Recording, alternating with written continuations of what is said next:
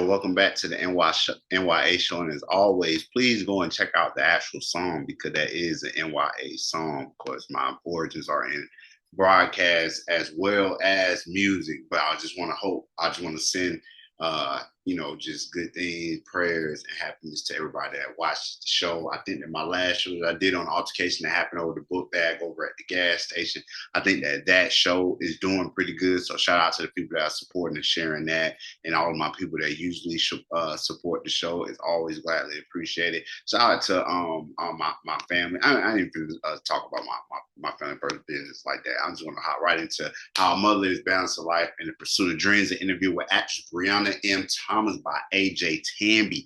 Y'all be sure to check that out, as well as literally It's No Pressure interview with Peace_Peace.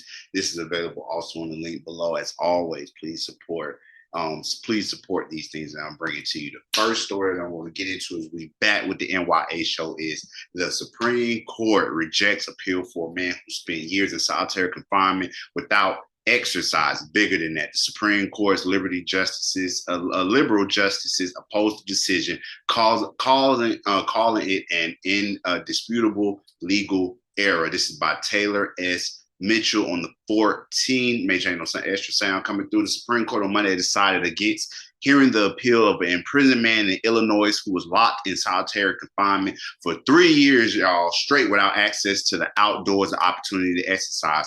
Michaeljohnson, who had been incarcerated since 2007 for a conviction related to home invasion and assault.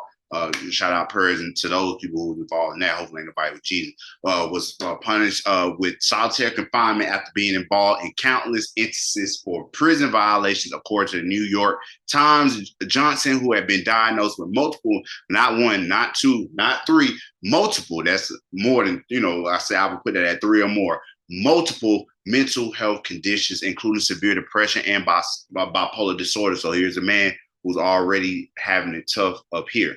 Johnson, who was prohibited from exercise, which is normally allowed for inmates in solitary confinement, as prison officials stacked 30 to 90-day restrictions on him for mostly minor infractions. I want to know what those infractions were. The consecutive restrictions made it impossible for him to get out of his cram cell, except for a 10-minute shower once a week during his time at Pontiac Correctional Center. The deprivation was not imposed to ensure the safety and security of the exercise yard. Johnson's attorney argued, according to CNN, but rather to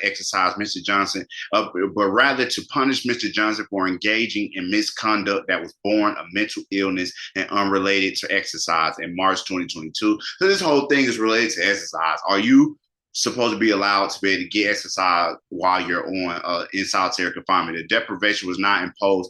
Okay, let me move down. In March 2022, the U.S. Court of Appeals for the Seventh Circuit rejected Johnson's claim that solitary confinement coupled with a lack of outdoor time violated the Eighth Amendment. Johnson was represented by the MacArthur Justice Center. Johnson and his attorneys then brought his appeal to the U.S. Supreme Court, where it was rejected this week. Justice Ketanji Brown, Jackson, Sonia Sotomayor, and Alina Kagan dissented from the court's decision in Johnson versus Pretense, calling it an indisputable legal error. So the liberals on the Supreme Court said it's not right that we decided to turn this away. For 3 years, Johnson had no opportunity at all to stretch his limbs for fresh breathing air.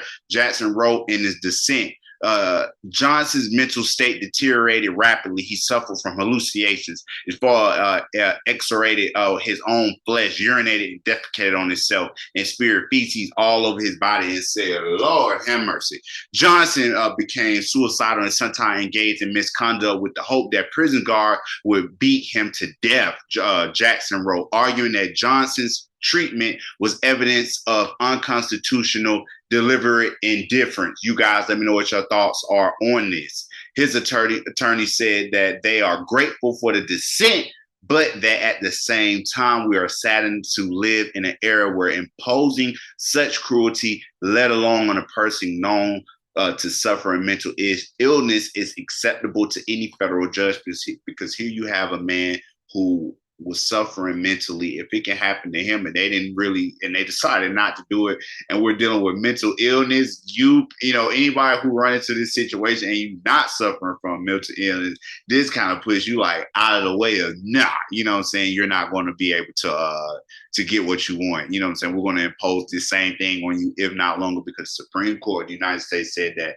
it was all right. Many critics of solitary confinement describe it as a barbaric and inhuman. Human rights organizations, including the American Civil Liberties Union and Human Rights Watch, have condemned the use of solitary confinement, likening it to torture and arguing it violates the Eighth Amendment. President Joe Biden committed to ending the use of solitary confinement, but it has only become more widespread as federal prisons. At federal prisons, NBC News reported earlier this year, Republican Cori Bush has lambasted the increase as shameful, and it is leading an effort in the White House through the End Solitary Confinement Act to put an end to this practice. So, what do you guys think about this? Do you think that the Supreme Court was right for rejecting hearing this, or do you think that they were wrong? Let me know what you ultimately think about this. Like I said, it comes down to a matter of, are you supposed to be allowed these things while you're dealing with solitary confinement or not? You let me know what your thoughts are. It's the N.y.a show, and I appreciate you guys as always, and I'll be back with you for another show in just a moment.